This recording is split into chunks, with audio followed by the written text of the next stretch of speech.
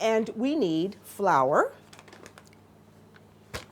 And this is dopo zero flour, equivalent to our unbleached all-purpose, although you can find dopo zero flour in the States. You can go to a lot of these food catalog companies, carry it. You might be able to find it in your own grocery store depending on where you live.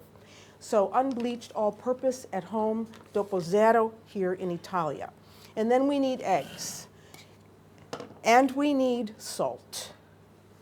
And we need 2 hands. We're going to do the Fontana method for this. So here's 1 cup of flour measured by a sprinkle and sweep. Here's another cup measured by the metric system. And I'm going to add a little bit more so I have a nice Fontana, about 2½ cups. I'm going to put that right there. Un pizzico di sale, as they say. And we're going to make a hole right in the middle of this Fontana. And this is where we're going to put our eggs. So let's start with 4. You just want to beat up those yolks so that they're very uniform. Beat that up in the middle of your Fontana. Just you get them really whisked up well. You just start from the inside.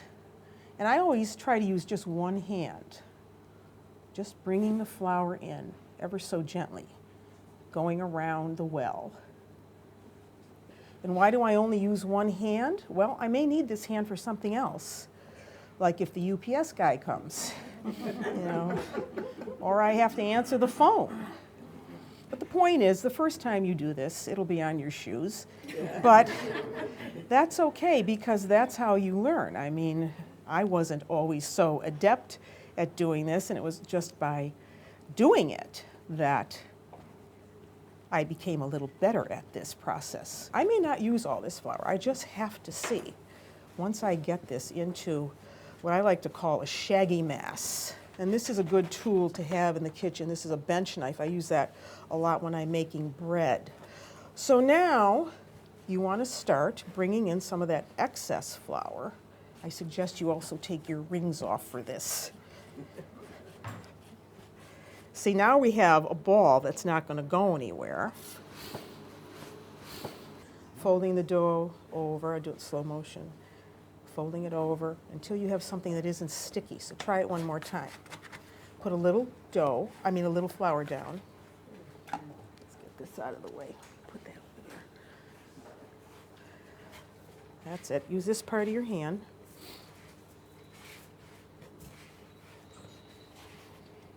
How does it feel?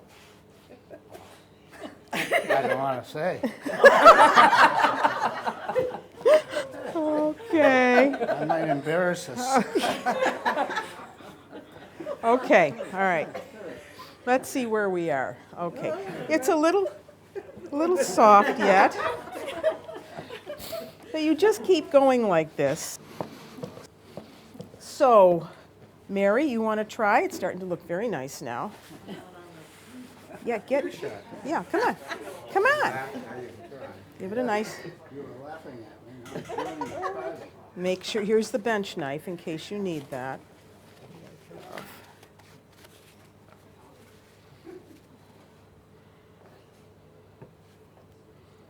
This part. This part? Yeah. Yeah. That's it. That's it. You're getting it. Do you make a lot of bread at home? No. Yeah. More. Well, that's obvious. Cut.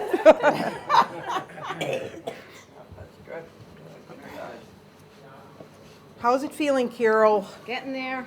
Okay. Starting to feel like we're ready to have pasta. You want to work with 1 piece at a time.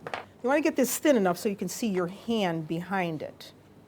So you keep moving that roller. So I'm going to close it up a little bit more. Put it through again. And the reason I like the motor with this is because you eliminate this whole hand crank thing. If it gets too long as you're doing this and it starts to stick on you, then you take a little bit of flour and you just brush it on the sheet, turn it over, just wipe it on your counter in the dough, or in the flour rather. Want to hang on to that?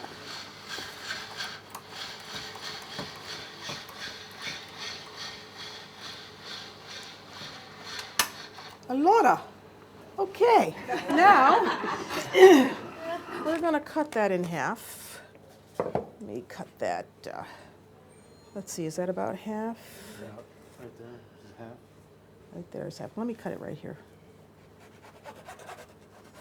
with a nice sharp knife. Okay. Now,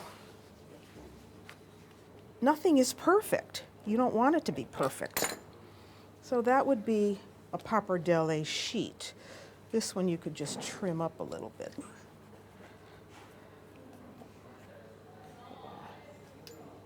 We don't want anybody complaining that their pasta is bigger than somebody else's. I don't want Okay. that to happen. All right. And so you put, maybe you can put that one here. Okay. Then you add another towel over the top. Continue on, like so. And you can keep building these layers.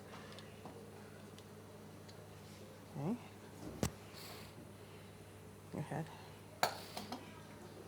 Now with this same dough, and you can see the board through the dough, right? Yeah. That's how thin it should be.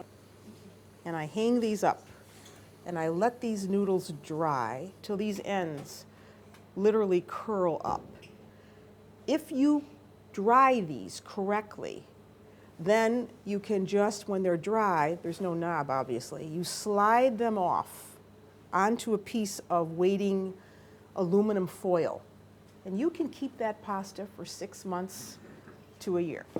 And now all of you are going to have a turn at making pappardelle, and when we're done with this, and we've made our rabbit sauce, this is going to be a traditional dish that we're going to serve as our main dish of the day. Okay? That's it. Try to get... He's good. He's doing well. I just went to each notch. I mean, if you're a beginner, I would say go to each notch, but usually I just skip them. You know, I just know to go like 2, 4, 6. Right. Yeah. Okay. Now, should we see? Yeah. Those. We did this.